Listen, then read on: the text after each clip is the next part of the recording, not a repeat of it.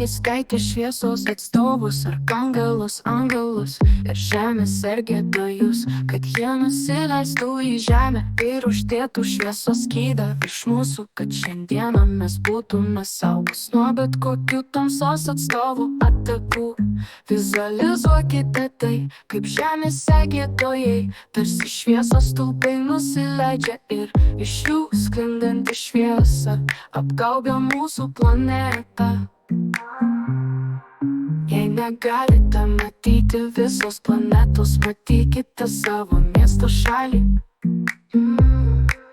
Jei jaučiatės nesaugus, prieš tai užsidėkite apsaugą sau, ir jei jauti, kad tavyje vyksta tamsos ir šviesos dvikova, tai paprašyk, kad tavo angelai sargai padėtų tau ir išlaisvintų nuo bet kokios negatyvios įtakos ir parodytų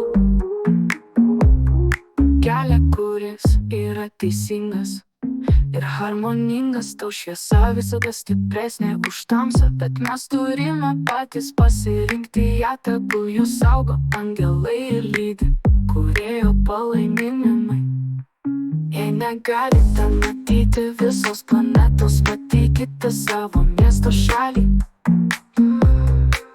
Jei jaučiatės nesaugus, prieš tai užsidėkite apsaugą sau, ir jei jauti, kad tavyje vyksta tamsos ir šviesos dvikova, tai paprašyk, kad tavo angelai sargai padėtų tau ir išlaisvintų nuo bet kokios negatyvios įtakos ir parodytų